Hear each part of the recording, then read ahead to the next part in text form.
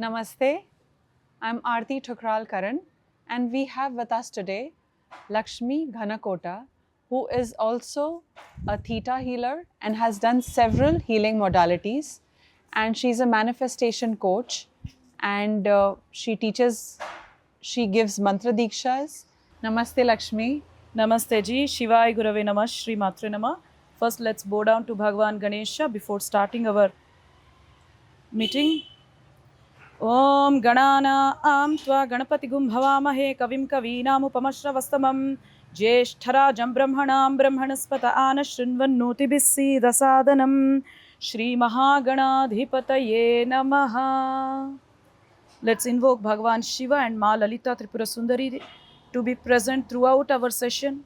And I pray to the cosmic parents that every word, every sentence I utter directly comes from their divine consciousness. Thank you for having me here. Thank you. I'm pleased. And thank you so much for giving me this opportunity to speak to you, Lakshmi. Thank you too. So, let me date back. It was the mid of April last year when I first got the invite for the Durga Saptashati. And you give initiations. Yes. And the simplest of initiations that I've ever come across. Yes. Just take the printout, go to the temple, Yes. touch the Shivlinga, Yes. touch it to your heart, and you are through. You are eligible with that printout to be able to chant, and the initiation is as simple as that. And not just that, you said that you can go and teach it to others also. Yes, absolutely. I mean, how much more simpler can this get? Absolutely. So when you have something, when you have a vidya within you, you got something from the Guru. Once you master that vidya, and it is your responsibility to take it to people, because somebody has done it for us already. Otherwise, it wouldn't have reached us. Because somebody did it for us, it reached us. So it is our responsibility to take it into people, because it's immensely potential. Words cannot explain how powerful is Durga Saptashati. In each and every session of my Durga Saptashati, I keep explaining about it, the powers. When you chant Durga Saptashati, you actually merge with the Divine Mother. At the 1000th chant, you keep doing it every single day, at least once every single day. Within 3 years, you will reach that 1000th count chant. And that is when you will actually understand the space, the state, the consciousness of the Divine Mother. Very powerful chant. Immensely powerful, intensely powerful. Especially the Siddha Kunjika Stotram, which is mentioned there. Many manifestation experts use that. Even in Western world. Oh, yes. wow. Even though they do not know the meaning, they use that. Yeah. And the powerful. entire Durga Saptashati, if somebody doesn't want to do, only the Siddha Kunjika Stotra is good enough, right? Am I right in saying that? Siddha Kunjika Stotra has certain energies which can activate and invoke the Divine Mother and do your manifestation. Okay. If you're looking something for just manifestation, then okay, Siddha Kunjika Stotra will do everything. It's not an issue. But you want to experience Divine Mother because you love her. You want to see her within your heart. You want to see her within your being, yourself, as you. Then you have to recite the entire chant. The entire thing. It has its own merits, yes. And that too has been actually made so easy with just the seed mantras. Yes, yes. So, we have so many shlokas. If you see the actual Durga Saptashati, we have so many shlokas in there, and a separate Bijakshara has been taken from each shloka. That activates the power, the entire, it opens up the seed of the entire shloka. Right. That when you chant, done. All the powers, all the space, the state, the consciousness of that entire shloka will open up, and it will be projected in your aura. So your aura has your nadis and your chakras. That is where your karma is stored. So it opens up and it's projected in your chakras and nadis, and automatically the cleansing starts. I'm not saying you do Durga Saptashati today and just tomorrow you will see some result, because when you are hitting a tree, you have to keep hitting until it breaks. The same is with your sadhana. You have to keep doing until that karma burns. When it burns, it is different for different people. Again, based upon how broad, how long, how big is the branch, the trunk of the tree. If it is a small tree, first degree karma, with just one cut it breaks. If it's a big tree with broader trunk, obviously it takes a couple of weeks or months or years, or some people it takes lifetimes also, if it is fourth degree karma. Yeah. And some people say that the fourth degree karma, even the Bhagavati does not touch. Is it true or not true? It depends upon to what level of awareness you are welcoming the Divine Mother. If you are welcoming the Divine Mother, okay, if you are a Shiva Bhakta, I would say you're welcoming the Shiva consciousness into yourself to ultimate level, into each and every cell, DNA, electron, proton, neutron, mitochondria level, then you have free will. Your free will get activated. Otherwise, your karma, your script will be activated, will be in place. Your script will run. Oh. So it is up to you whether you want to, you can decide whether you want the script to run, which has been pre-decided, you want the script to run, or you want to activate your free will. But if you want to activate your free will, again, you have to do the sadhana consistently. Just the same example again I'll give. Keep breaking the tree. Keep hitting the tree. With your axe. That's one all. or the other that day. That axe is your sadhana. Yes. Thank you, Lakshmi, that you brought this up, because that answers my question. I have always believed that people keep saying that there is a free will and you can act through your free will. And this life is given to you so that you make right choices. As a human being, you are at a higher level as compared to lower creatures, wherein you can use your brain, use your mind, use your heart, use your inner voice. You can meditate, you can do a lot of things. Basically, you have a buddhi that can help you in your transformation, in your upliftment of the soul.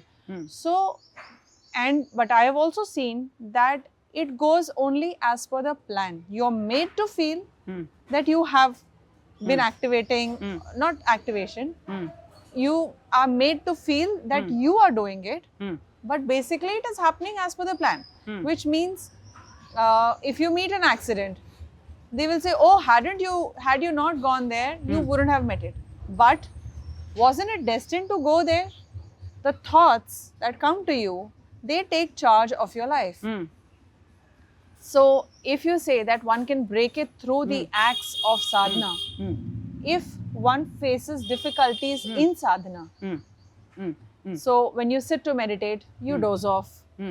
When you do the mantra, there are hundreds of obstructions that you face. Yes, yes. You can say that, oh, you wake up in the morning between 4 and 6 and then do it, there'll be less of obstructions. Agreed. What if you have tried your best, but it's still not happening? How do you activate your free will in such a scenario? So there are two questions in your question, single question. One is free will versus destiny, and the other one is how to execute free will when destiny is trying to overpower, manipulate. So coming to the first question, free will versus destiny, first we need to purify our antakarana to activate free will. Now, what is antakarana? Many people say, we know what is antakarana. What is antakarana? When you go deeper inside, there are 4 aspects of antakarana. One is buddhi, second one is smriti, the third one is ahankara, and fourth one is chitta. Chitta, buddhi, smriti, ahankara. So, chitta is your memories. Buddhi is your intelligence. You should have the intelligence to execute your free will. Third one is smriti. Your memories should not create an obstruction in your free will. And then ahankara. You should be devoid of ahankara. Ahankara means, I'll give you the main definition of ahankara is, I am separate from God is the highest ahankara one can have. When one thinks, I am part of everything, I am connected to everything, I am everything, that is devoid the of opposite ego. of, yes, ahankara. So, when you bring these 4 aspects of your antakarana into place, that will activate your free will. That is the answer to your first question. The second question, how to do this? First of all, saying is easy. Saying is easy. Ma'am, you are saying, don't bring your past memories into this. Don't bring your intelligence. Don't let your intelligence hijack your free. So, okay, how do we do this? Second thing is, as I said just now, consistently with X, keep cutting the tree, consistent, no matter what is going on in your life. There could be so many things going on in your life. Somebody may be facing divorce, somebody may have lost their loved one, whatever. Somebody may have lost their job may be everything for them. That person may be the sole breadwinner in the family, but still, whatever is happening, if you are not leaving your loyalty, if your loyalties are straight to your God, whichever God you take, I'm not saying just Durga Mata, it can be Ganesha, it can be Kala Bhairava, it can be any God, it can be Chinnamasta, we have Dashamaha Vidyas, it can be Matangi, Bhuvaneshwari, any God, stay loyal. That loyalty is important. That loyalty will clear your antakarana, that will indirectly activate your free will. So this is the thing. So, like I asked you, divorce, losing a job, losing a loved one is an external thing. The internal obstacles that one faces, you cannot sit and do it. The moment you start, you go off to sleep. How do you overcome that? So there is a procedure that I give this to my students, where I ask them to write down in one column, what do you want to achieve? In the second column, what are the actions that you need to take every day to achieve? What are the materialistic actions? What are the spiritual actions? In the third column, how far have you done it? If you can stick to this every single day before sleeping and checklist them, you will keep reminding what is your mission. Okay, what is my goal? Suppose I want to get married to a person with so and so qualities. Okay, what is my current belief pattern with regards to marriage? Write down. Okay, I have seen my parent, probably my parents were not great couple, they were fighting, they were having their own issues. Okay, so what is the belief that I got out of their relationship? It need not necessarily be parents, it could be a neighbor, it could be an aunt, it could be an uncle, it could be any couple Like that in your you have, formative that have years, you created have seen a something. belief system in you. What is that belief system that has been created, that incident that those people have created in you? Now, what are the actions that you need to take to get rid of that belief system? What are the spiritual actions?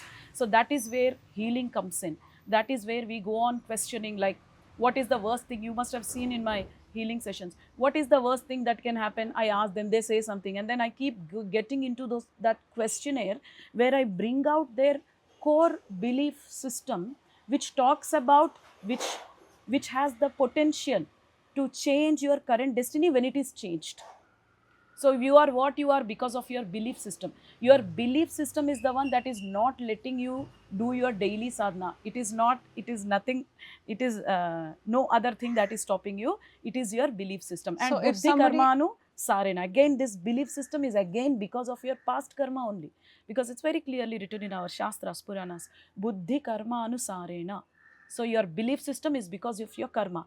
Either change your karma to change your belief system, or do reverse engineering. Change your belief system to change your karma. You will automatically sit and do the sadhana. Okay, so that still, I feel that the clarity for one to get whether you can actually, like you're saying, somebody's belief system about marriage. Okay. What if that person is not aware that this is my belief system? You need to be aware. You have to get aware. That is what is the thing. So I'll tell you. You are asking me, like, somebody is having blood pressure. I'm telling you, eat less salt.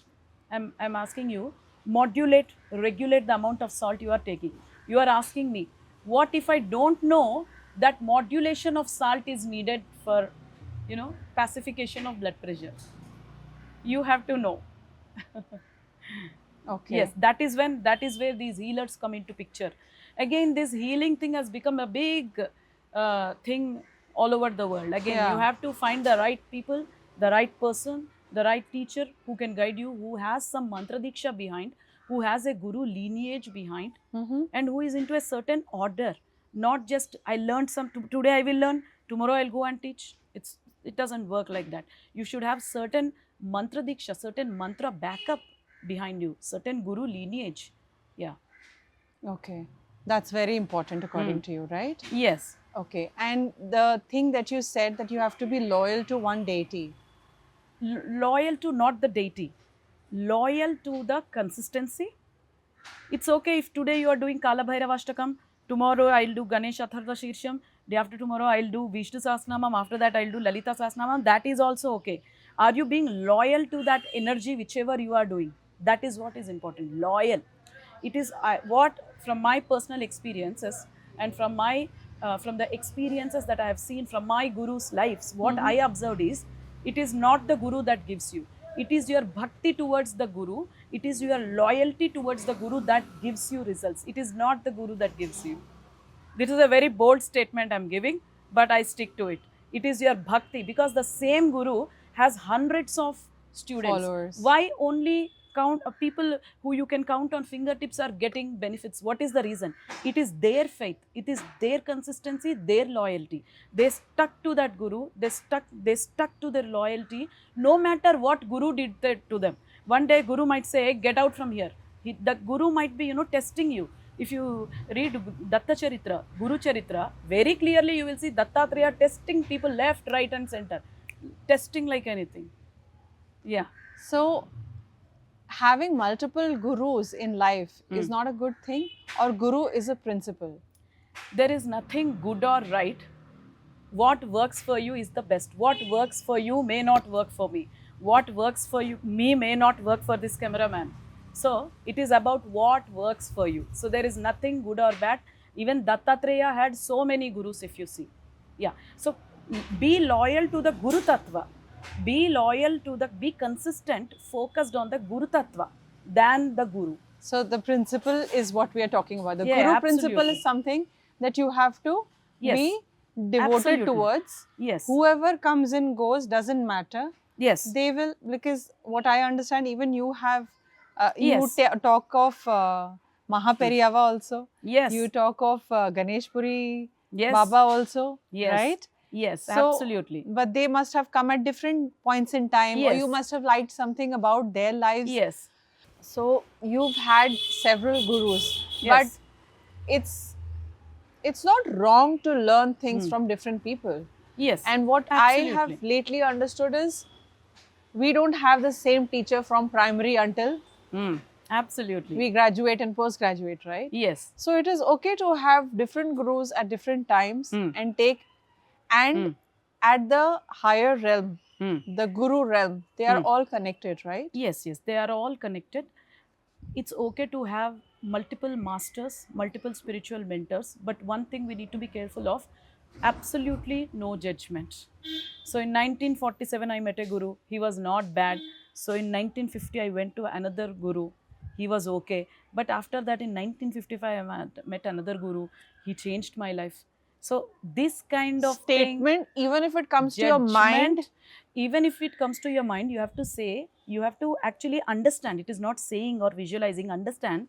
Whoever came first in 1945, he was the stepping stone. He created those frequencies in you for moving to the guru in 1948.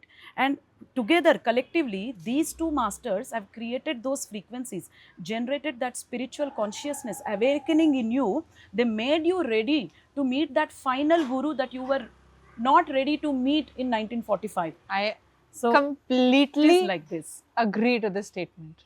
Somebody who has taught you ABC only has made you go forward to Yes. learn the sentences Yes, in English. Otherwise, you would have never known. absolutely, yes. So I completely resonate with the statement that you just made. Yeah. And it's been how long that you've been on the spiritual path? First of all, how old are you? I know you're very young. Asking a woman. Well, everyone is thousands and millions of years old. So my spiritual journey started many lifetimes ago. And in the current lifetime, it started at the age of 6. My mother was my first guru. She is still guiding me. She made me recite Khadgamala. That was my first initiation by my mother into Khadgamala. So how did she initiate me into Khadgamala? I would like to tell a small story that happened. Yes, please. So she dropped me in the school. She came back home and she was doing some household chores. She saw me running in the hall. Remember, she dropped me in the school. She came back home. She was involved in some household chores and she saw me running in the hall. She was like, what is this? Am I imagining or am I visualizing this? Who am I seeing? But I dropped her and she came to the hall to see me. That girl who is running from pillar to this, one pillar to another, suddenly vanished. So how do we interpret this? Point number one, that is Bala Tripura Sundari, because that time she was doing Bala mantra. Why did she come in my form? So again, if she comes in her own form, we don't know how she would be interpreted, how she people would be scared if she comes in her original form. So very, very intelligently, smartly, that divine conscious, it is the intelligence of the divine energies. She came in her daughter's form, so that what will a mother do? A mother will never judge or question. See, even although she has dropped me in the school, the only thought that she got is, I dropped her. How is she here? And she was not scared. How did she come here when I dropped her here? Oh my God, what do I do? Who is this? She was not scared. She was operating from that space of pure unconditional love. So she showed her presence to my mother, and my mother felt that as an indication, as a signal to teach me, to initiate me into Devi Sadhana, and that is how she started me. How initiating, yeah. beautiful. How Yeah. beautiful. Wow. Such experiences seem very, very surreal. They're so true. Yeah. And that's how you started Yes. your journey At from the age of Khadgmala. 6. Yes. And then were your parents initiated with any guru?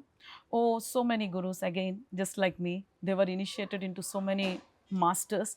You name the master, I've been with them, I've gone to them. It's not just the masters in the body, even the masters that are not, even the masters that have not yet come onto the earth plane, that are yet to come, I got connected to them as well. The masters who stayed on this planet earth for a certain amount of time and left the planet earth, I've connected to those masters also. Luckily, I must say that they have showered their blessings on me, my privilege. Wow.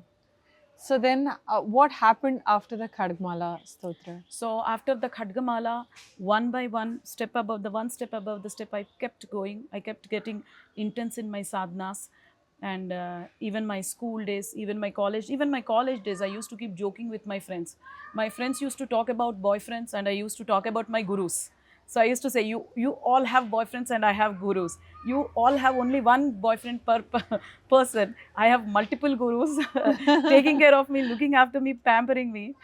So yeah, so the sadhana just getting intensified, just getting deeper and deeper with one master after the other, initiating me into the Sri Vidya sadhana, Ashtapai Bhairava sadhana, Dashamaha Vidya sadhana. Yeah, I kept going deeper and deeper. And at one point, I started understanding that doing just sadhana is not enough. I have to bring in the operational qualities of that sadhana into my day-to-day life. I mean, execute the essence of that sadhana. So that is which is possible only if you meditate. So I started meditating, and in 2020 I started meditating for the awakening of third eye, and in 2021, the last Monday of Kartika Masa, third eye got awakened with the blessings of Parampita Parameshwara. How Yeah. nice. And then what did you feel? Did you feel the oneness with everyone? Oh, it's a big long story. Please, all ears. It's not the experience was not as pleasant as I anticipated initially. I was seeing too many things. I was seeing things which had bodies, which didn't had bodies, which had genders, which had no genders. I started thinking too many things. Initially, I had to take the help of masters to regulate and modify the energies, that only those energies which I am ready to see, I should say, because I was quite young in 2021, was very, very young. So yeah, that is how I took the help of the masters. It is not as pleasant and easy as anticipated. So I would say, first unblock your lower chakras first, and then work on third eye chakra rather than working on third eye chakra directly. Because if you work on third eye chakra directly, there could be certain samskaras in the lower chakras which will prevent you from understanding what third eye chakra is showing you. Yeah. And one more thing, when the energy raises to your third eye chakra or your Sahasrara chakra, after that it wants to evenly distribute in all other chakras. And if your lower chakras are unblocked, it will not have a way to go there. So it will just keep revolving, moving here, and that might create so much confusion. This is the reason many people have been asked not to go into the path of third eye awakening. It is not that you should not go. You must go. First of all, I want to give a declaration through your channel that for God's sake, please open your third eye, for God's sake. But please follow the steps properly, accurately. Go from Mooladhara chakra first, step by step, step by step. Work on Mooladhara chakra. First 49 days you work on Mooladhara chakra. Next 49 days work on Swadhisthana chakra. Next 49 days work on Manipuraka chakra. You will understand that as the samskaras in each chakra get burnt, the past life, unserving samskaras. I'm not talking about the samskaras that are serving you. I'm talking about the unserving samskaras. As they get burnt, more and more information will be revealed to you on even how to use your third eye, how to operate your third eye. Otherwise, you will be very confused. And some people, not that they became mad, they didn't knew how to use third eye, so they just behaved in a very peculiar ways. So they were considered bad, and suddenly people started saying, don't open your third eye, it is danger. No, it's not danger. If you open it in a step-by-step manner, it's the most beautiful possibility that can happen to a human being. It's a most beautiful energy. But as I said, it has a procedure, step by step. Like you cannot give 1000 mg antibiotics to a month-old baby. You have to go step by step. It's very beautiful. Is an antibiotic wrong? No. It does wonders when people are affected with viral fever. But then there is a procedure. No one gives 1000 mg to a baby. It's like opening your third eye without working on the lower chakras is like giving 1000 mg antibiotic to a baby. The baby's body will be confused. The entire chemistry will be, it becomes chaotic. But for God's sake, please open your third eye. Third eye is very, very real. It is much more real than your two physical eyes. So, is it not dependent upon somebody's past and previous life karmas that 49 days will be effective for the Mooladhara opening up? However, like for you, it could be 5 days. For me, it could be 21 days. For somebody else, 49 would be perfect. For somebody else, maybe 3 months. Is it not like that? So, what happens is, yes, you have asked the right question. It is different for different people, but 49 days is what that amount, those number of days will at least balance the chakra, so that at least you will get that quality, eligibility to work on the next chakra. Okay. First, you work on Mooladhara chakra for 49 days. If you are going through 4th degree karma, 5th degree karma, it might take more than 49 days to completely unblock the chakra. But if you are working at least 49 days, it will give you that initial eligibility to go to the next chakra. Once you complete this cycle of 49 days on each chakra, if third eye has not opened, again you have to start from Mooladhara chakra 49 days. Swadhisthana chakra 49 days. It will not take more than 3 to 4 cycles. No, it will not take more than 3 to 4. You do it and tell me. Okay. And who teaches how to open the Mooladhara chakra? Where can we learn from? Can we learn it from you? Absolutely, yes. I do that. I did that in Varanasi retreat.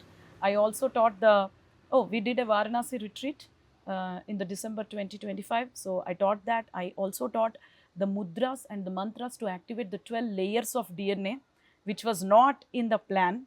It was the masters. Again, they said, come on, do this. Because the group consciousness, the people who are gathered is very, very high, and they are very serious about these sadhanas. So I did it. Yes, we did it. And many people had profound experiences. I think you should interview them also. Okay. Yes. And what if somebody feels that, what can the mudra do? If somebody feels like that, then how do we tell them the importance of mudra with mantra and meditation? Okay. So if I want to hold this, how do I hold this? With your hand. This is the mudra. What is this mudra doing? Can I hold it like this? No. Can I lift it like this? No. So I have to hold it like this only, isn't it? So that is the power of mudra. I'm just trying to explain you practically. If I want to hold something very small, I have to hold it like this only. I can't, even if I try to hold it like this, it will not fit into that space. So I have to hold it like that only. And that's what mudra does. So when you do mudra, like for example, I will explain about the Kashyapa mudra. So Kashyapa mudra is, you place your hands like this and then you roll down your ring and little finger like this, bring your thumb finger in between and then bring the other two fingers down like this. Sit like this, do any mantra, or you do deep inhalation and exhalation, or you do Om, whatever mantra, whatever you do, just do it in a closed space, in a very silent environment. Within 5 minutes, I challenge, your stress level, your anxiety comes down. How is it happening? Next question. Why is it happening? How is it happening? Is there any scientific evidence? So coming to first, how is it happening and why is it happening? So there are certain points in your nadis and the junctions of your nadis are your chakras. You know that. There are total 100 and how many chakras? 8. 114 chakras. Okay. 2 chakras are outside your body. One 6 inches down your feet, another 6 inches above your Sahasrara chakra. And remaining 112 chakras are within your body. So there are certain points in those nadis, not in the chakras, in the nadis. So don't be confused. The junctions of these nadis is chakras. So there are certain points in those nadis that get activated, certain points in those nadis that are related to you, that are related to bringing your stress level down will get activated when you do Kashyapa mudra. Like when you do Prana mudra, the pranic energy, the Chit Shakti, the ultimate healing energy starts flowing into your body continuously. That means it is not that if I am not using this mudra, is the pranic energy not flowing? Still it is flowing, but your antenna is not open. Your frequencies have not been set to that receptivity. When you do this mudra, the prana mudra, now your antenna gets set, it will open up the receptivities to take that Chit Shakti within you. That is how mudras work. Is there any scientific evidence? So many scientific evidences are there by the University of Columbus and the University of Canada. So many medical experiments have been there. Yeah. Coming to our next question, do you initiate people into Sri Vidya? Yes, I do. Okay. Yes, I do. But I select the students based on their frequency levels. It is something that I don't do on a mass level, on a mass scale. Only those who are ready for it, only those who have intense desire and longingness to merge with the Divine Mother. That's it. If someone is asking me for a manifestation, I will say, okay, join some other course, join some other workshop. Sri Vidya is something which is ultimate. It can't be given to someone who is still in the gross level that I want to do Sri Vidya to earn 100 crores. No, that is not why you will do Sri Vidya for. But if you are doing Sri Vidya, will you not be blessed with wealth? Wealth will automatically come. Not because you have asked, because that Lakshmi Tattva will be activated, invoked in you. That's the reason wealth will come to you. Not because you are asking. Yeah. Somebody who has done it for say few months, it's not easy for that person to realize the mantra, right? I didn't say get Bala mantra, that. somebody has done for 1,25,000 times. Is it possible to activate the Bala mantra with 1,25,000 or no? So, any mantra, when you chant 1,25,000, you will get power over that mantra. That means you will get that, what do you say? Not Siddhi. It's not Siddhi. Siddhi you will get only when you do Akshara Laksha. Akshara Laksha. I know Akshar Laksha. Yeah. One seed into Laksha. Yes. So if it's Namah Shivaya, 5 lakh. Yes. If it's Gayatri, it is Yes. That is when you get the Siddhi. Siddhi. But when you do 1,25,000, that mantra starts working for you, and you can use that mantra to heal others also. You will get that capability, you will get that eligibility when you complete 1,25,000 times.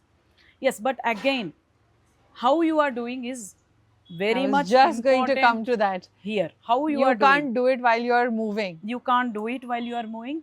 You can't do it mechanically. You have to merge with Divine Mother. Obviously, the only way to not do it mechanically is sit in a place, either sit in front of your Shri Yantra, Meru Shri Chakra, or the photo of the Divine Mother, and completely merged with her consciousness, establish a heart-to-heart connection with her, become Divine Mother, and do it with the from the space that Lalitambika is doing the mantra jap of Lalitambika.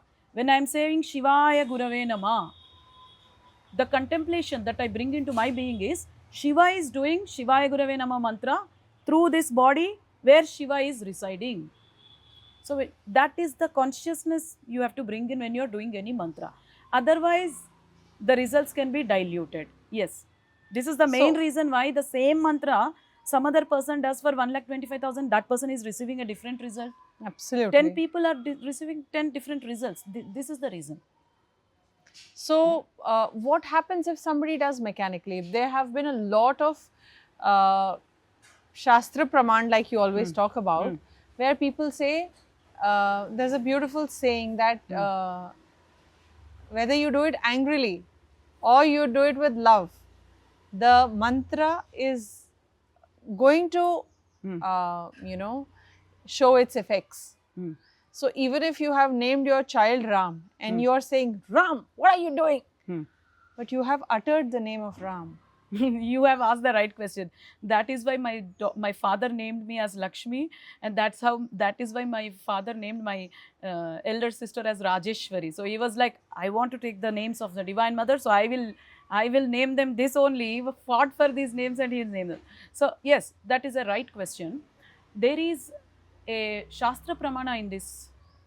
So basically, there are two things for which you do any mantra jap, any sadhana. One is all manifestations, whether manifestation of job, marriage, money, whatever, car, whatever it is, all manifestations on one hand.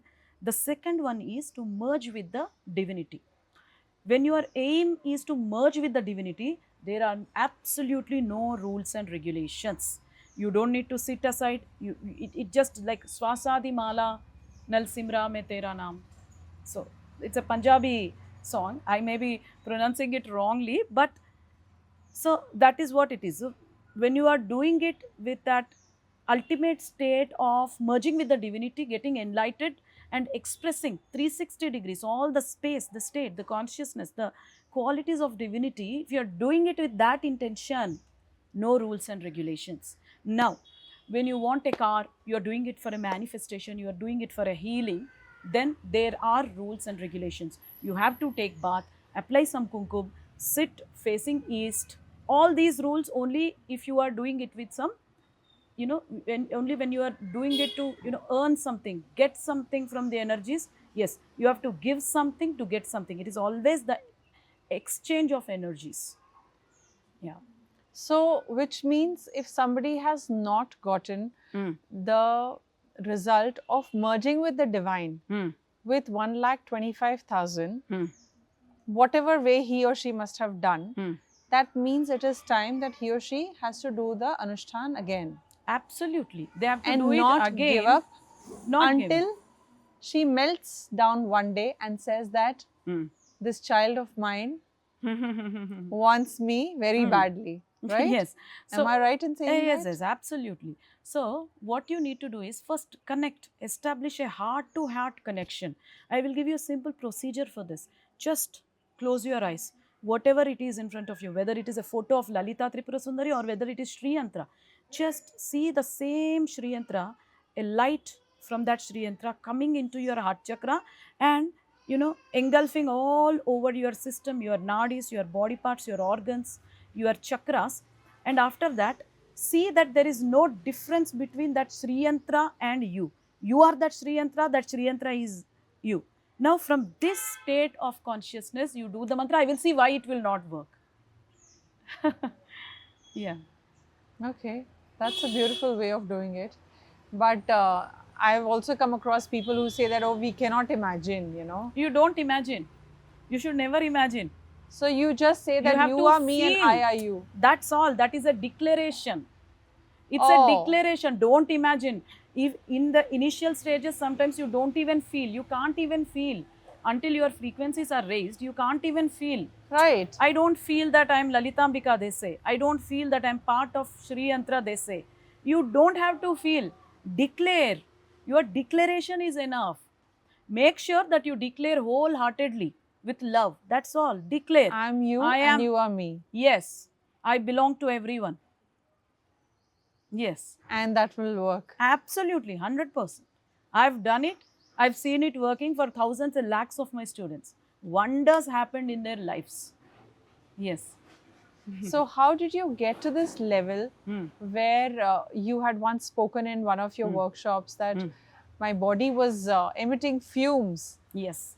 So, how did that happen? Hmm. And what kind of an experience was it for you? And would you suggest the same thing to be done by others, or you would say be cautious? So, yes, of course, you need to be cautious, but I don't want to demotivate you or derail you from that path, because at that point of time, it felt slightly Discomfort? concerning or Was there any discomfort? unpleasant or concerning. But in the long run, looking at what it has done to my life, how it has shaped my current life, how it has modified the internal structure of my very being, I would strongly suggest go for it. Go for it, go for it, go for it. And coming to the fumes, it was a consequence of forcefully opening my third eye. So open your third eye. Don't open it forcefully. Like, I was an over enthusiastic, over curious person who wanted to just open it by hook or crook. So don't be in a hurry. As I said, work on each chakra 49 days. Gradually, slowly open it, and you will not have any unpleasant things. And when you are working on opening up your third eye chakra or unblocking your chakras, the best masters are Mahavatar Babaji, Tirumularji, Kanchi Mahaperiyava. Have their photos, take their photos, place them in front of you. You will see tremendous amount of energies. You will actually see them even healing you in your dreams also.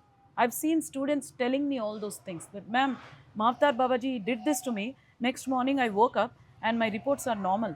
And somebody said, who lives in Hyderabad itself, she just met me a couple of days before, and she was saying she got paralyzed, and doctors said either no recovery or very, very slow recovery after years, after so many years.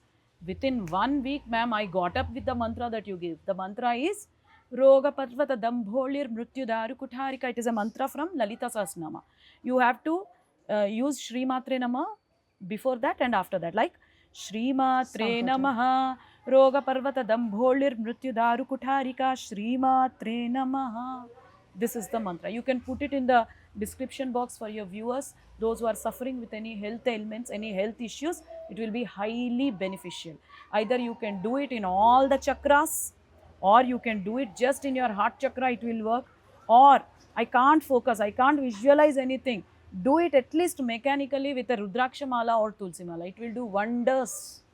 I stand on this point. 108 times. Yes. And at least 54 times. Okay. And each time it has to be Samputit, or you do the Samputit only once? No, every time it has to be Samputit.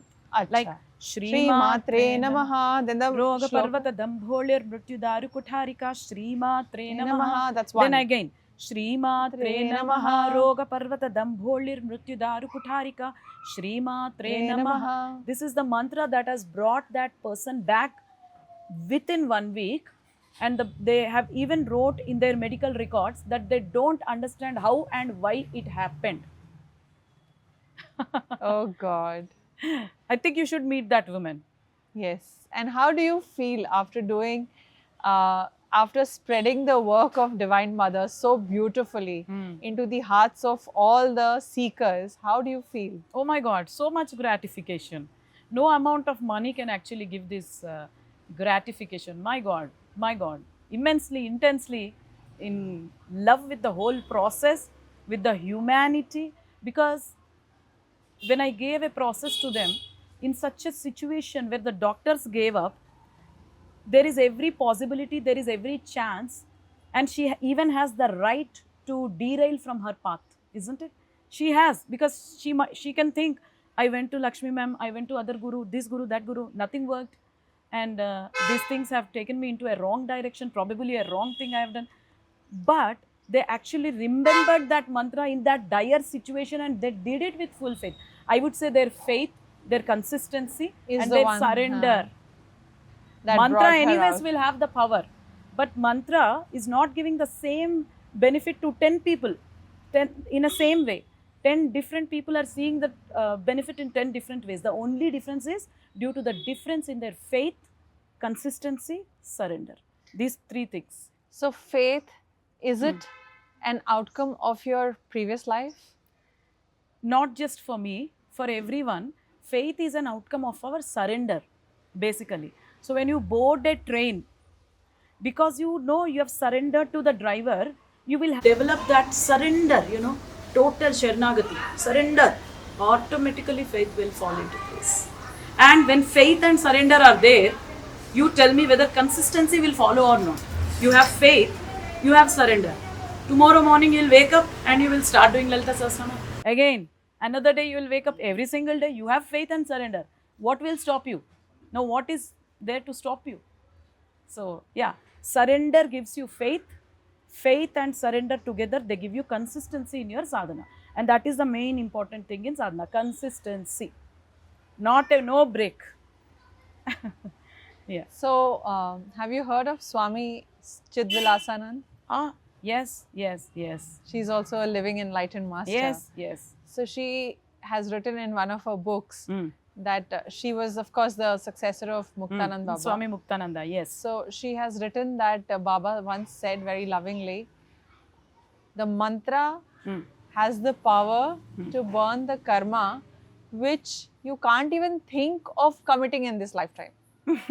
Which means not just the previous ones and the current ones, which you have not even done, that Absolutely. also can be burnt with the karma. Absolutely, absolutely. Because when you are chanting a mantra, it is not just burning your past life karma. So let me explain you what is happening internally when you are chanting a mantra with faith and consistency, devotion. What is happening? Your chakras are getting cleansed, and the consequence of that is burning of karma. So when your chakras have already unblocked and they are cleansed, there is no way that you can commit a new karma again back. Yeah. So does it happen when somebody takes a mantra from an enlightened master only? Or you take it from anybody, you pick it from YouTube and you still do it and it will still happen with you? So, like a Dikshit mantra so when you get a mantra from or an an enlightened, Upadesh mantra? yeah. So when you get a mantra from an enlightened master, obviously it is supercharged. It is charged with their own siddha energy powers also, with their own willpower also. Remember the willpower, the siddha. Willpower means siddha only. Siddha means willpower. So their own willpower is added into it. So obviously the willpower of a master is very much respected and obliged by the nature. So it is a supercharged mantra when you get it from an enlightened master. You didn't get access to any enlightened master. Then what should you do? Write down a mantra on a piece of paper. Go to any Shiva temple. Do parikrama around the Shivling for 11 times or 5 times or 3 times, how many ever you can. Touch that paper to Shivling. Touch it back to your heart. The moment you touch it back to your heart, you are initiated by Bhagavan Dakshinamurti himself. Dakshinamurti is a Guru Tattva of Parameshwara. So He is the one who was the yes. guru of all the sages yes, also. this also works. But obviously, when you take it from a live enlightened master, it is a supercharged mantra. If you're not having access, don't be disappointed, don't be demotivated. Any mantra you want to chant, just follow this procedure and do it. And how do you actually do the parikrama of the Shivling? You go from here and then you come back. Yes. That is one. Yes. You should not do complete round. Right. I've explained in one of my YouTube videos. Okay. You should not go complete. You should have that, what do you call, where the Nandi... No, where the flow is there, the northwards, you don't yes. cross that. No, you shouldn't So cross you go that. here and you Yes, come back. come That back. is one. One parikrama. Like that, you do 11 parikramas. Just declare, thank you Bhagavan Dakshinamurti, I am initiated. It's done. Oh, how beautiful and how simple. Yes, very, Your very simple. tips and tricks, what I have seen in the past 1 year, have been the simplest of all and most effective. Have you followed any? Yes, of course. Like I told you, the Durga Saptashati, I Like I told you before, I did it almost close to 3 months every day. Is it necessary that everybody should have a Guru Lakshmi? 100% yes, at least one guru in their lifetime to know that path, to know how to tread that path, what are the possibilities of the sadhana, what are the consequences of a sadhana, and how to overcome the consequences. To get a support, to get a guidance on all these things, one should have at least one guru in their life, 100%. And if you don't have one, they say that the Guru chooses you, you don't choose a Guru, right? So if this is true, that the Guru chooses you, then you are at the mercy of a Guru to choose you. Then how do you seek for one? So it is true that the Guru chooses you, but again, to catch those frequencies, you have to be open with your receptors. You have to open with your receptors, and you'll be open with your receptors again. We'll go the same thing again. That faith, that surrender. Yes, that faith and surrender will open the receptors for you. And when the Guru wants to bring you, you will understand the signals and you will go to that Guru. Otherwise, even if the Guru wants to is sending a signal to you, you wouldn't understand when you are vibrating at a low frequency. Correct. So yes, it is right, Guru chooses you, but you should have those frequencies ready, you know, to be able to tap into Guru's signal calling you. Guru is calling you, but you should have telephone connection. So yeah. And how do you raise your frequencies? That's the next So- question. So- One question leads to the other. Very beautiful. So you raise your frequencies in multiple ways.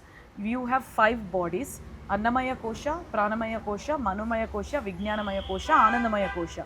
Anandamaya Kosha automatically gets activated when the other 4 koshas are activated. Now, at the physical body level, at the Annamaya Kosha level, you raise your frequencies with asanas. Okay. At the Pranamaya Kosha, you raise your frequencies through breathing exercises, pranayamas and all. At the Manomaya Kosha, you raise your frequencies with only those thoughts, words and actions which are in alignment with your final mission. That is how you raise your frequencies through Manomaya Kosha. Through Vijnanamaya Kosha, you raise your frequencies through analyzing, understanding, contemplating the Brahma Sutras, Upanishads and the scriptures. So this is how you can choose any path you want. So, from what I understand, you have a sequence. Is it in No, a it's not a sequence? sequence. It's not Okay. a sequence. You can follow any path that you want.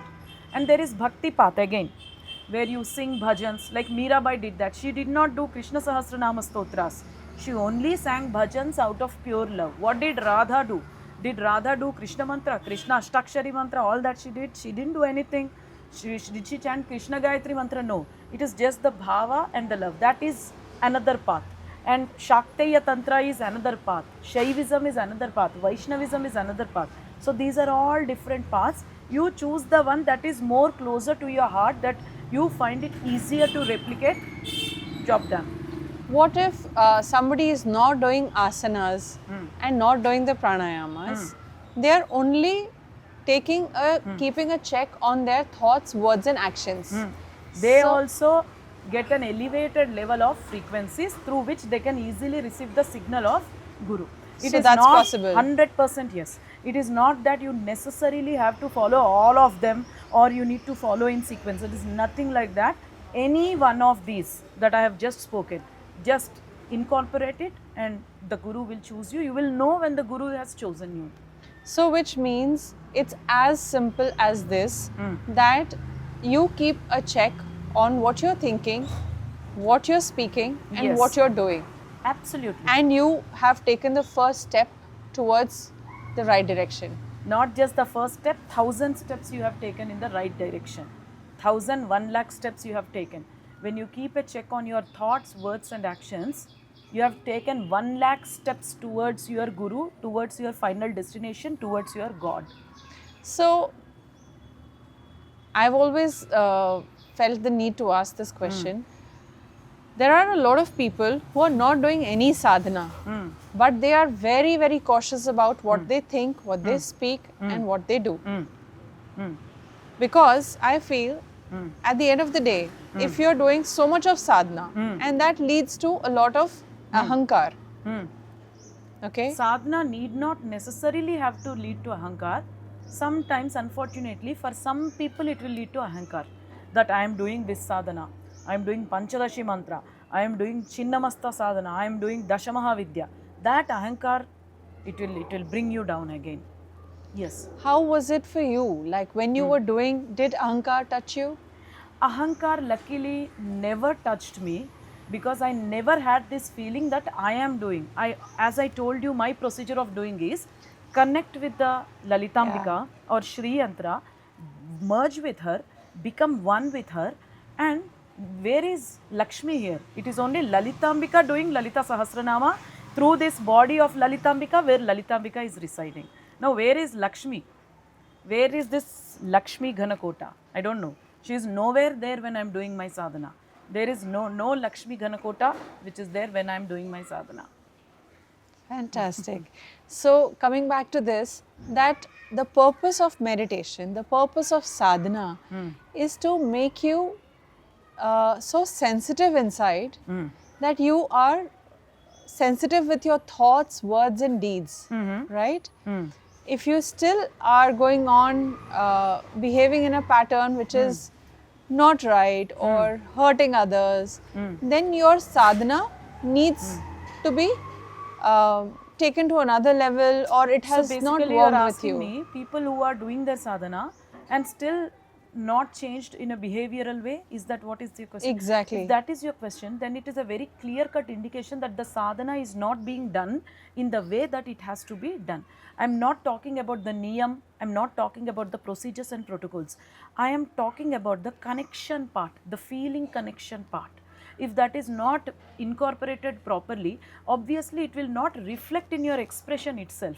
See, someone who is doing Bala Tripura Sundari mantra, if they are doing it correctly, you will see those traits of innocent young girl in that person. Have you heard about Chendolu Shastri ji? So in Andhra Pradesh, there is a person, I shouldn't say person, very, very highest elevated being, Chendolu Shastri ji. He is a Bala Tripura Sundari Upasaka. So one day, a person came to him and he was seeing a small girl sitting in the chair and relaxing in that Aram kursi jo hota hai na, Aram chair, that relaxing. So he asked that girl, where is Shastri ji? She didn't respond. He asked again in anger, where is Shastri ji? He shouted. That girl did not respond. He goes back. Next day he comes back again. In the same chair, Shastri ji is there now. He asks Shastri ji, yesterday I came here. There was a small girl sitting here. She didn't respond. He asked, at what time was it? He mentioned so and so time.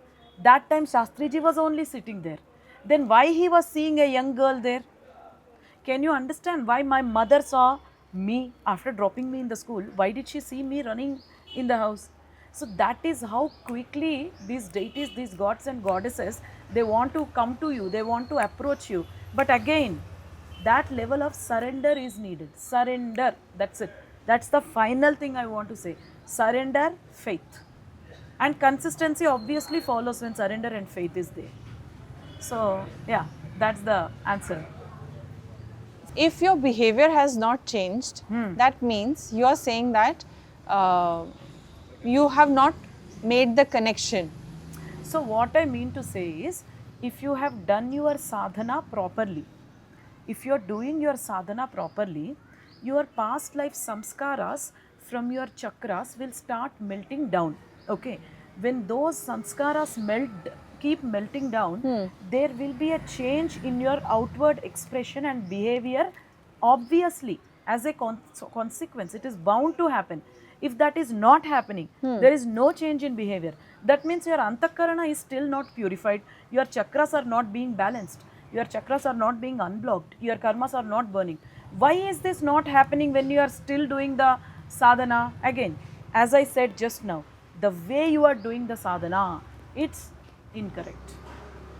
There is no connection. Okay, don't connect with the deity. suppose you are a Chinnamasta, Ma Chinnamasta Sadhika, Upasak, huh. Upasaki. Then what should happen? You have to see Chinnamasta in this cameraman. You have to see Chinnamasta in me when I scold you. You have to think, okay, Chinnamasta is teaching me something through this woman. What could it be? You have to sit, contemplate, analyze, write down, or whatever procedure you want you are taking. There are so many procedures to understand and get rid of that karma. So one of the procedures is sit down. What did she say? What did she say? She said you are bad. Okay. If she is saying that I am bad, what is it making me feel about myself? Why am I bad? Why could I be bad? It will take you to the first memory that has made you feel bad, that you are bad. And that is how you understand the deep core belief which is acting against you. When you resolve that, things fall into place. So as I am saying, to put it in a gist, basically, before doing any sadhana, if it is just not manifestation that you are seeking something in an elevation proportion, in an elevated proportion, for spiritual elevation you are doing, then you have to either connect to the deity, merge with the deity, become one with the deity, and do your sadhana from that space. That is one procedure. Second thing, see that deity in everyone. If someone is irritating you, okay, Lalitambika has chosen to irritate me. She is burning some part of my karma. But what is she teaching me through that body? It is only Lalitambika. Remember, when you are connected to deities, whatever is happening in your life, it is all taken care, orchestrated, all circumstances orchestrated only towards burning your karma and taking you to an elevated level. So,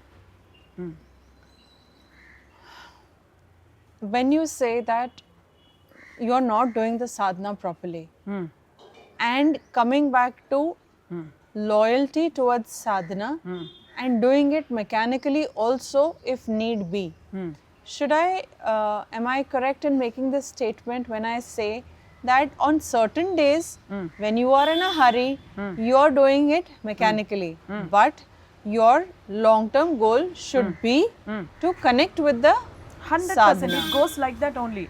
No one can have 365 days of complete faith and surrender. There could be there could be days where you are low. It's okay, but make sure that you are not stopping your sadhana on the days that you are low. At least mechanically connect to those energies, connect to the God. Yeah. So ultimately, somebody who's not a sadhak, and we discussed that if he has a check on his tongue, on his thoughts and on his actions, then he has achieved quite a bit. Which means a sadhak who has not achieved this, the purpose of your sadhana is to make you better. If you're not improving your behavior, it's of no use. So if you are doing your sadhana appropriately, correctly, it will automatically reflect in your behavior. Okay. Point well taken. Which means sadhana is an integral part. You cannot let go of it. No. Not just keeping... Under any circumstances, under any cost, you cannot break or stop your sadhana for anything in this world. Sadhana has to go on. As long as if you are breathing, you have to do your sadhana. This date, 26th January, for example, if today is 26th, this evening, can you bring it back again to me? No. Then you have to do the sadhana on that day. That day's sadhana you cannot bring back in the future. You cannot do it in the future. So you have to do. That's it. And what happens to people who are regularly irregular with their sadhana? I'm sure you have been asked this question many a times, because there are so many souls who have had previous karmas, previous sadhanas done in this life. They come on the sadhana path, but something deters and they go down, or they are regular but regularly irregular. So resolve. Whatever happens in my life, no matter what, I will sit and I'll do. If not Lalita Sahasranama, then I will do something small. I will do just Durga Saptashloki. I'm not saying Durga Saptashloki is less powerful. It is intensely, immensely, incredibly powerful. but it takes less time, like it can be completed in 5 minutes. So if you're not having too much time, at least sit, bring into that habit in your life where you will sit no matter what happens in your life. You will sit at least for 5 minutes, 10 minutes and complete your sadhana. No, ma'am, I'm not even able to do that. What should I do? Clear your belief system. Do a healing session for yourself. Clear your belief system. Why is this happening? When did it first start? Is it coming from your ancestors? Is it coming from your past life? Or is it coming from an incident that has created a belief system in you, which is creating irregularity in a sadhana? You have to do a healing session. Yeah. Wow, that's so nice. And what about, do you believe in angels and spirit guides and them assisting everybody? So spirit guides is just another name to a set of masters from the Siddha Mandal, from the fifth plane, that are allotted to you at your birth time to guide you throughout your lifetime. Are you On serious? planet Earth. Yes, yes. It is just They are another allotted name. to you at the time of your birth? Yes, yes. Even before your birth, you sit with a council of masters, you sit with a karmic council and you discuss, okay, let me explain you clearly. See, What happens when we yes, die? when you leave, you never die. We will not use the term death because death is not there in the dictionary of this cosmos. There is nothing called death. There is only flow, there is only consistency, there is only ever staying, that omnipresent, that omni energy, that's it. So, we will not use the word death. So, coming to this, once you leave this body, after that you will have a 13 to 15 days window to cross over to Pitruloka, that is the ancestral plane. Now, after going to that ancestral plane, now you will have a discussion with your karmic board, your karmic council, your past life spirit guides. You will sit and discuss what was the subject, what are the topics that need to be, that were supposed to be covered in that birth. Did we cover them? Did we not cover them? If we did not cover them, why did we not cover them? All this analysis will be done. Then after that, in the upcoming birth, okay, they will ask you only, okay, tell me Aarti ji, what are the things that you want to work on? You will only say, it is you who will decide what kind of husband you want, what kind of children you want, what kind of parents you want. So, to learn the lessons for your spiritual elevation. So, you will say, point number 1, in so and so birth, I gave lot of grief to my son. So, in the next birth, I want to learn how to love my son irrespective of what situation he is putting me into. So, what is the circumstance that should be created for this issue? A son with autism. Granted, done. One thing you have decided, a son with autism. Next thing, what is that you want to work on? One is unconditionally loving your son irrespective of what he is to you, how he is with you. Obviously, a son with some emotional issues, psychological issues. Next thing, they will ask you, okay, Aarti, tell me what else do you want to work? Then you will say, I wanted to become super rich. I had that, desire, you will say. Then they will ask you, check if you got enough punya, if you did enough merits to go to that level, to go to that family where you are already very, very super rich, super luxuriously rich. They will check your account, your credit balance. Is there enough balance? If there is enough balance, then you will be born into a family where you are super rich, with a condition that you will have an autistic child. Okay. Now, next, what if there is not enough balance to become super rich? Now, they will put you into circumstances where you will create merits so that your desire of being born in a super rich family will be fulfilled in the upcoming births. You understand now? So, but then you will be born in a poor family and then that family will become rich. No, that household, or the person you get married, your entire family, you will get, your entire lifetime, you will get so many opportunities to serve people, to help people in financial mode. I am talking about the financial thing. You will get so many opportunities. Now, whether you will take those opportunities and act upon it is your again free will. If you execute your free will and you choose not to do that, again after leaving your body, you will be asked, okay Aarti, you said you wanted opportunities to create good karma to become super rich, but you did not use those opportunities. No, what should we do? So you will say, give me that opportunity once again. So like this, your lifetimes keep increasing if you don't follow your heart with regards to spirituality, with regards to service. So this is how the plans are created. What happens to those people who were not born in rich families, but they get married into really rich families? That is also, again, they are given an opportunity. Again, it is an inner guidance. It is different for different people. Suppose 3 women are married into rich families. The purpose for which they are married into rich families is different for each woman. For one woman, it could be an opportunity to create more good karma, to get into even super duper richer family, or for another woman it could be an opportunity to do more service, because that is the reason for which she came. For another woman, probably it is an opportunity to establish goshalas, to build ashrams, to build temples. So it is, the reason is different for different people, based upon their discussion, based upon the outcome of the discussion with their spirit guides and karmic council. And what about those people who come from rags and they turn into riches in this lifetime, one lifetime itself? So is it also pre-decided in the karmic board? So What with were we regards talking to a person who's gone from rags to riches, there are several reasons for that person.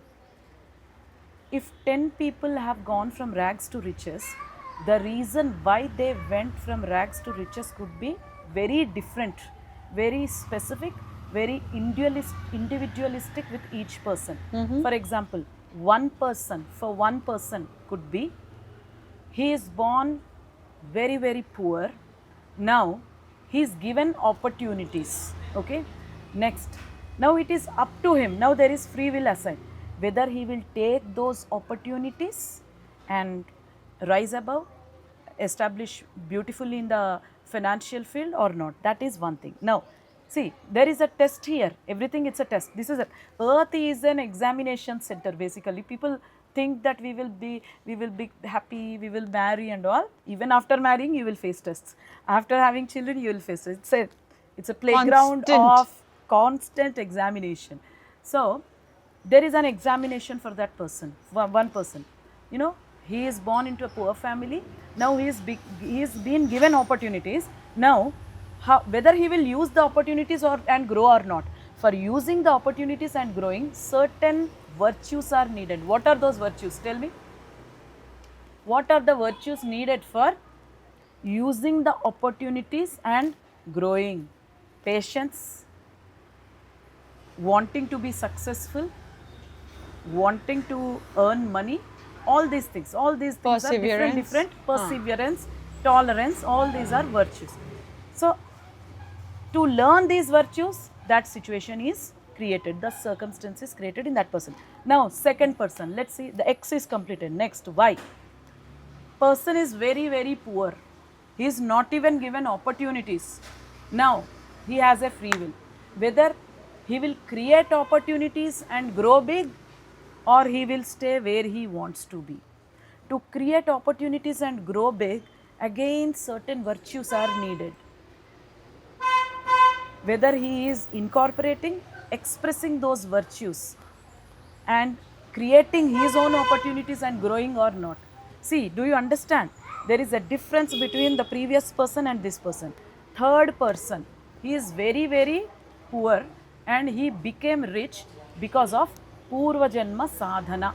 He did some Lakshmi Kubera Sadhana. Suddenly, while doing the Lakshmi Kubera Sadhana, he died. Next Janam, obviously he will be born under the influence of Lakshmi Tattva only, under the Kubera's blessings only. So obviously he will become rich. Now, why is he not born into the rich family directly? Why was he poor and then became rich? This is another beautiful question. Because he did not complete the sadhana. He completed 90% of the sadhana. 10% whatever is left, he suffered that by being born in the poor family. And then after that, the remaining 90% sadhana, because of that, automatically, suddenly everything falls into place. Without he doesn't do much effort, he doesn't put much effort. Like we have an incident of Salman Khan's what is her name? Salman Khan's one of the sister, she was adopted by their family. Arpita. Now, yeah, it is her past janma punya karma which has led to that situation. So things happen like that. So if you observe in these three people, the reason why it happened is very, very different. So if it is 10,000 people, there will be 10,000 reasons. Oh my God. And 100%. 100%. If it is 10,000 people, then there will be 10,000 reasons. And sometimes a guy is doing good in life and he gets married to somebody and that woman brings the luck to him and then he grows in his career. That also happens. 100%. It is a contract between that woman and him, that she will come into his life and she will enhance his energies, activate Lakshmi Tattva in him, activate the Manipuraka Chakra in him, and he becomes rich. So it is again a past life contract between those two people. And that woman herself, if she looks for a job, she might not find a job. Or That is her karma again. That is the circumstance that is created to teach her lessons. Now she has to sit and understand why this is happening. What are the lessons that I am learning from this? Once she understands the lessons that she is learning from that situation, and once she starts actualizing or expressing those understandings and lessons, then that issue will automatically be resolved. Like for example, if she is struggling, what is that teaching? It is teaching her to be patient. It is teaching her to be calm in every situation. It is teaching her to execute her responsibilities no matter what life is throwing at her. If she understands and executes, I just gave examples of what the teachings are. These teachings are just very, very individualistic, and the person has to sit down and contemplate. It's some healer will not say, some guru cannot say, a guru cannot say, some random person cannot say, some random healer cannot say. You yourself has to sit and understand, because again I said the reasons are very individualistic, very specific to each person. So she should understand, she should bring in that awareness and start behaving, start bringing those lessons into her behavior. Then that issue will have to run away. There is no other way. It has to run away because it has done its work. Now there is no need of it that is not issue. serving the it purpose. Is not that it's done. It has to go away. It is bound to go away. So why does it happen that the rich become more rich and the poor become more poor? Very, very good question. Now you tell me, a son of a rich person, will he ever think, what katori will I use to beg tomorrow if I lose all money? No. A person who is on the roads, sleeping on the roads, very, very poor, too much suffering with financial, wealth related issues. Now, will that person ever think, what version of Mercedes Benz should I buy next year? Or should I go to Dubai? Or should I go to Los Angeles for my vacation? He will not get these thoughts, isn't it? Why? Why are they not getting those thoughts? It is because it of sounds their unreal. beliefs. It is because a pauper never believes that he can go to Dubai. That thought itself, buying the ticket, going to the... For a rich person or even for a middle class person, it's a very random execution. It's a very easy execution, going to Dubai. So it will happen. Now, why that thought has become easy for a rich person and why that thought has become very difficult for a poor person? It is because of the belief system. So once those beliefs are changed, karma will change, or change the karma to change the beliefs. See, these are just two ends of a coin. Either you change your belief system to change your karma, or you change your karma, which will change your belief system. If you want to change your belief system, the questionnaire, the healing modality questions that need to be asked, which we discussed, that is one part. And if you want to change your belief system by changing your karma, you have to work on chakras. It is very, very essential to work on chakras. Yeah. Especially Manipuraka chakra. It is related to wealth. It is related to planet sun. If the sun is weak in your horoscope, or if Venus is weak in your horoscope, your Manipura chakra will get affected. So, yeah. And coming back to the previous question, that I had said that free will is activated, right? So now you said that free will, if he works out of free will and he gets this, but there is no free will. Everybody is just in a mode of, is in an auto mode, right? We are moving as per the script. So where is the free will? Free will needs to be activated through sadhana. And for people who, when they blame themselves or somebody else tells them, oh, you do not execute your free will, or even if when they leave the body and the karmic board says you did not execute your free will. So, I But got the your question. Yeah. With regards to free will, there is one point that one has to remember. People think my will is different and cosmic will is different. If you understand that your will is only quantitatively different from cosmic will, it is not qualitatively different from cosmic will. Once it becomes quantitatively equal to cosmic will, your free will gets activated through this procedure also, apart from sadhanas. Sadhanas, working on chakras, doing stotras, manifestation rituals and all is one way of executing your free will. And this is another procedure where you will make your will quantitatively equal to cosmic will. Now you It have is to qualitatively always equal to cosmic will. See, cosmos celebrates your success. People just don't understand this. Cosmos celebrates the success of each and every individual person. Cosmos celebrates your health. Cosmos celebrates your well-being. Cosmos celebrates your financial freedom, abundance. But what is happening? Quantitatively, the will is, there is a discrepancy in the quantitativeness of the will. Whatever will you have, cosmos also has the same will for you. But where is the discrepancy? Quantitatively, it is different. You have to bring that, increase that quantitativeness in your free will, make it equal to the quantitative will of the cosmos.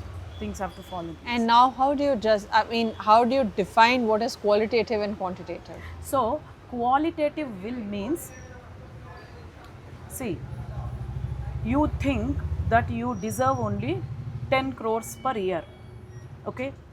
You know, the qualitative will of cosmos, you deserve 2000 crores per day. That is the qualitative will of the cosmos, okay? Now, what is quantitatively? You believe only, let's understand. Quantitative will, what is it? You believe you can earn 10 crores in a year. But cosmos believes that you are capable of earning 2000 crores per day. Okay. Next, quantitative belief. Let's understand. Quantitatively, it is very difficult for you to believe that getting 2000 crores per day is possible. It's very, very difficult, or you believe only 10% or 5%. That is the quantitativeness of your belief. That is the discrepancy. But cosmos believes 100%. The degree of belief and the quality of the belief. You understand? Cosmos believes 100% that you are capable of earning 2000 crores per day. But what you believe with very difficulty, with a lot of difficulty, or with too much hard work, maybe I can make 20 crores per year. This is the discrepancy between quantitative and qualitative will between you and the cosmos. When you bring this, when you align your quantitativeness and qualitativeness with regards to will with the cosmos, things have to fall in place. I will see why and how it will not. And how do you do that? Sadhana. Either, see, there are many procedures to do this. You can do it with manifestation rituals. No, I don't know any manifestation rituals. Do Shri Yantra Puja, do the Kubera Mantra, do Lakshmi Mantra, do Pranayama. Pranayama is the best way to get rid of your past life karmas. I mean, it is the easiest way because there is no visualization involved. There is no need to surrender. There is no need to have too much faith. Just do Nadi Shodhan Pranayama. You know, Nadi Shodhan Pranayama is the best way to burn your past life karmas. Nadi Shodhan Pranayama or Anulom Vilom Pranayama. This is the best way. All the pranayams are good. These, they belong to the top grade in the pranayam sector that can heal your past life karmas. So you were talking about Mahavatar Babaji and Thirumularji. Yes. Thirumularji has devised a slight modification in the Nadi Shodhan or Anulom Vilom that people might call it.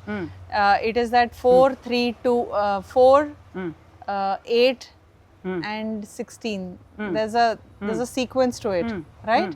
So you breathe 4, you hold 8. Double the amount you breathe and you Inhale double. You exhale double the amount you pause. Right? Yes. So that is also capable of burning your... Yeah, any Anulom Vilom Pranayama, any Nadi Shodhan Pranayama, irrespective of whether you are pausing or whether you are doing it yes. non-stop, doesn't matter. Yes. But it is 100% potent to kill absolutely. your... absolutely. So how many hours or minutes should one devote towards it to kill the karma? If it is just for health purpose, maybe 15 minutes or 20 minutes is enough. But if you are doing it for some higher purpose, then you have to allot at least 40 to 50 minutes for it. Like 40 to spiritual 50 evolution minutes. or past life karma, yes, 40 to 50 minutes. So pranayama is one way of aligning your will with cosmic will. But there are other ways also, like contemplation and analysis of Brahma Sutras and Advaita Siddhantas, that is one way. Reciting stotras, Sahasranamas, Kavacham, Hridayam, Mantra Jap is one way. Rituals is one way. Havans, Homas, Yajnas, it is another way. Like reciting Puranas is one way. Devi Bhagavatam, recite Shiva Puran, Devi Bhagavatam, Vishnu Puran, that also brings a level of elevation in your system by cleansing your chakras, that is another way. Singing bhajans is also an excellent way, beautiful way.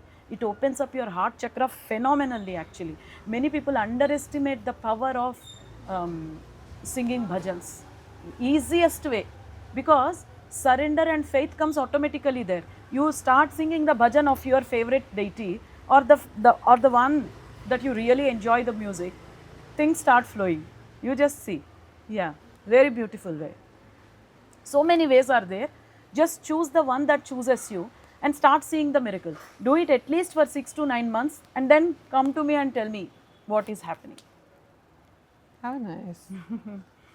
How should one find their purpose in life? So, which could be different from what you are doing in your everyday for your breadwinning.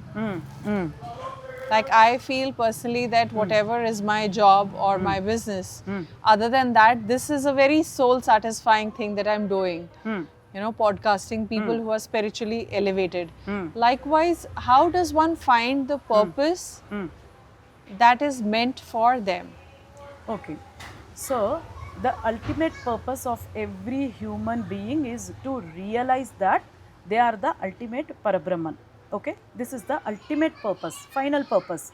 This is non-negotiable and this is like universal truth. Okay, now coming to the other purposes are just subtasks, sub-purposes which will again take you to the same purpose. So how to know these sub-purposes, I can tell you, but that is known already. Ultimate purpose is that only. Now coming to the sub-purposes. So when you find a deep drawn desire to do something which is dharmic, which is legitimate, which is legally correct, morally correct and ethically correct, okay, such a task, if it is giving you ultimate gratification, irrespective of the gains that are coming from it, irrespective of how it is changing your life, irrespective of the luxury that is bringing into your life, irrespective of every possible thing, if it is giving you a gratification, such a task is your ultimate purpose. So this includes those people who are non-dharmic also? That's why I included dharmic also. So there are a lot of people who don't believe. The task believe. has to be dharmic. The task has to be dharmic. not the person, irrespective of whether the person is dharmic or not.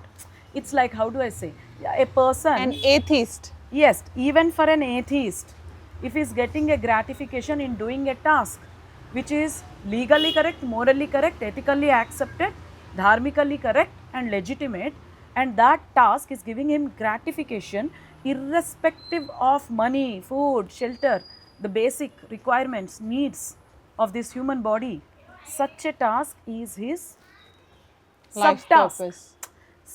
sub life purpose, I would say. Ultimate, that's so a group of these sub life purposes will take you to the ultimate life purpose, which is to realize that you are Brahman.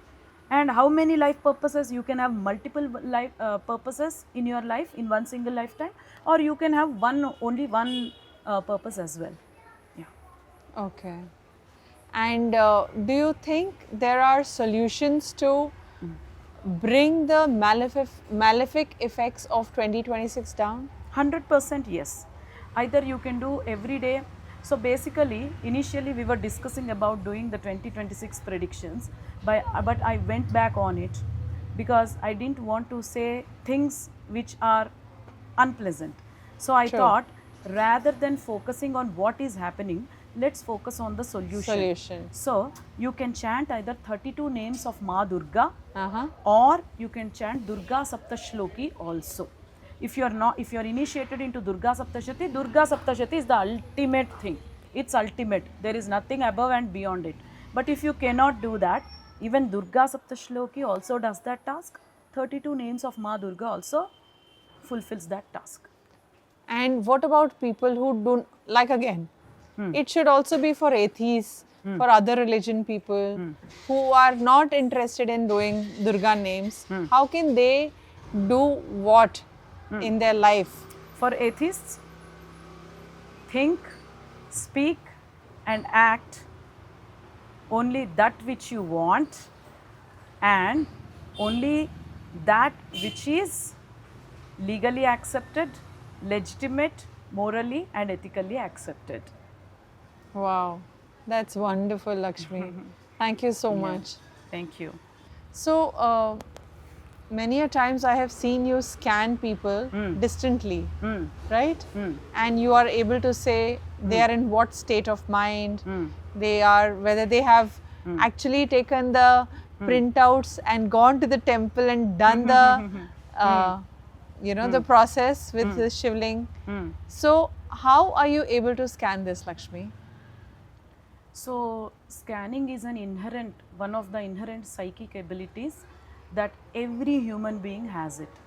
So, when a soul comes onto this planet Earth, the soul still believes that it has got all the psychic abilities that it had before coming to the planet Earth. But as you grow with the beings around, the influence of the Limiting human beliefs. beings, yes, the influence of people around creates belief system in you, where you think that these are extraordinary things, these are the things that only superhumans can do, and ये normal लोगों की बस की बात नहीं है, ऐसे सोचते हैं. People think like this, but it's not true.